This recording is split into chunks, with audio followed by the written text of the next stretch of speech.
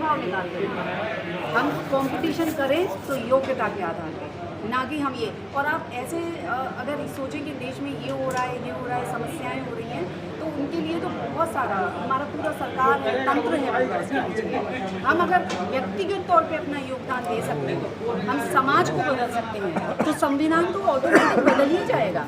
अगर समाज बदल जाए, उसकी विचारधारा बदल जाए। और मुझे ऐसा लगता है कि कानून से ज़्यादा विचारधारा में ज़्यादा पावरफुल होती है, ज़्यादा शक्ति होती है उसमें, जो पूरे देश को, युवाओं को, समाज को एक नई दिशा की ओर ले जा सकती है। बुंदेलखंड क्यों चुना गया? बुंदेलखंड में ही क्यों यात्रा? मैं बुंदेलखंड की बेटी हूँ, इसलिए बुंदेलखंड चुना है। अच्छा, भविष्य में राजनीति में आने का कोई उद्देश्य है आपका? बढ़ाने की बात आप कर रही हैं, तो जातिवाद बढ़ा रहा है सबसे ज़्यादा, तो रिजर्वेशन, अगर रिजर्वेशन रहेगा तो ये जातिवाद तो रहेगा ही, उसमें वोट करना पड़ जाएगा कि हम फलानी जाति के हैं। आप रिजर्वेशन को छोड़ दीजिए, वैसे आप मानते हैं भेदभाव?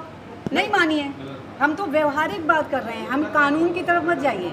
संविधान, कानून, देश, ये दूसरे लोगों की जिम्मेदारी है, राजनीतिक जिम्मेदारी है। हम धार्मिक लोग हैं, हमें धार्मिक प्रवृत्ति से अपना अंतर्मन को बदलना है, तंत्र को नहीं बदलना है। आप अंतर्मन को बस बदलिए, यही हमारा उद्देश्य है। अभी ये होता है कि मेहरबानी सुरक्षित सीट है।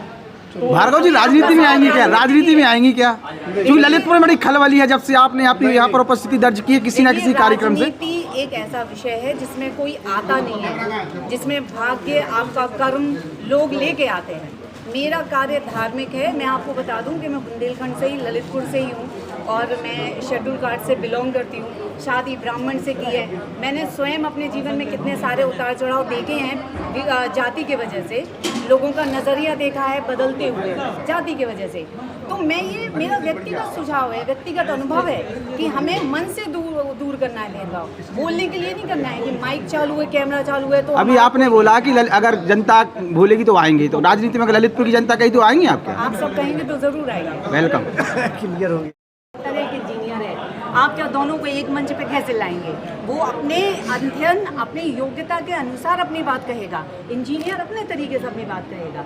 तो धार्मिक गुरु हैं धीरेन्द्र शास्त्री जी, युवाओं के प्रेरणा स्रोत हैं अभी, और वो सबके पूजनीय हैं, हमारे भी पूजनीय हैं। तो वो जिस तरह से कर रहे हैं, मैं खुद उनकी एक भक्त हूँ, लेकिन दुविधा ये है कि इस कार्यक्रम की वजह से हम उनकी यात्रा में शामिल नहीं हो पा रहे हैं।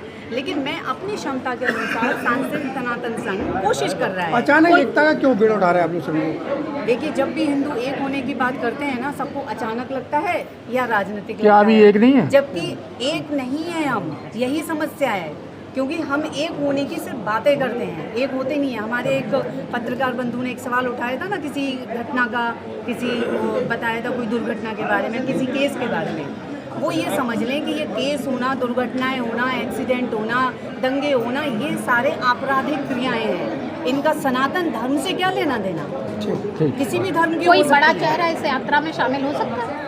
हर हिंदू, हर सनातनी जो हृदय से मानता है कि जाति नहीं है, वो हमारे लिए बड़ा चेहरा है। और वो हर चेहरा हमारे साथ शामिल है, और हम हृदय से सबका स्वागत करते हैं। और एक चीज़ आप पत्रकार बंधुओं को और बता दूं कि जिस जाति की बात करते हैं, आज हम जरा सी बात करते हैं, वो आदमी अपना सरनेम बताता है। जो सवर्ण जाति का है वो बड़े गर्व से अपना सरनेम बताता है, जो नहीं है उसको थोड़ा सा संकोच रहता है। तो क्या हमारा ये फ़र्ज़ नहीं है कि हम अपने बहन भाइयों के मन से ये संकोच को निकालें और वो अपना सरनेम बताएं, लेकिन उसमें संकोच ना हो, उसमें पूरा विश्वास हो, कॉन्फिडेंस कि मेरे बगल में जो तिवारी, ब्राह्मण, पंडित, वैश्य जो भी खड़ा है, वो बिल्कुल इस बात से मुझे दूसरी नज़रों से नहीं देखेगा या भेदभाव नहीं करेगा। जब ये भाव आ जाएगा ना, आगे खुद भार्गव लगाती हैं, इसको बंद क्यों नहीं कर देते? नहीं, नाम के आगे सरनेम लगाओ, ये मैं सरनेम हटा दो, ये बात नहीं कर रही हूँ।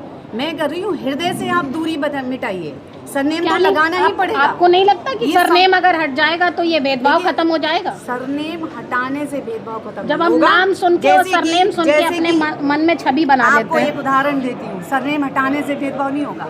एक थाली में खाना खा रहे हैं, आज यहाँ पे इस कार्यक्रम में सभी जाति के लोग हैं, सारे सनातनी हैं, सारे एक दूसरे के साथ खा रहे हैं, बात कर रहे हैं, मिल रहे हैं। लेकिन आप एक बताइए कि कोई व्यक्ति जो ये कहे कि मेरे मन में नहीं है भेदभाव, वो भेदभाव ना हो, ऐसे हमें काम करने हैं। और उसके लिए भी हमने एक योजना है हमारे पास, एक हमारे 3 संदेश जो हैं सनातन सांस्कृतिक संघ के, शांति, श्रद्धा, शौर्य, उसी पे काम कर रहे हैं। शांति तो आ ही जाएगी जब सब एक होंगे, और श्रद्धा की बात है तो हम ये बताना चाह रहे हैं कि श्रद्धा हृदय से होती है ईश्वर में, ना कि किसी चमत्कार से उत्पन्न हुई भावना श्रद्धा है। चमत्कार खत्म, श्रद्धा खत्म। भार्गव जी, अभी तक ये क्यों नहीं हो पाए? सरकारों की कमी है या साधु संतों की कमी रही? किसी की कमी नहीं है, ये इतने सालों की गुलामी का परिणाम है।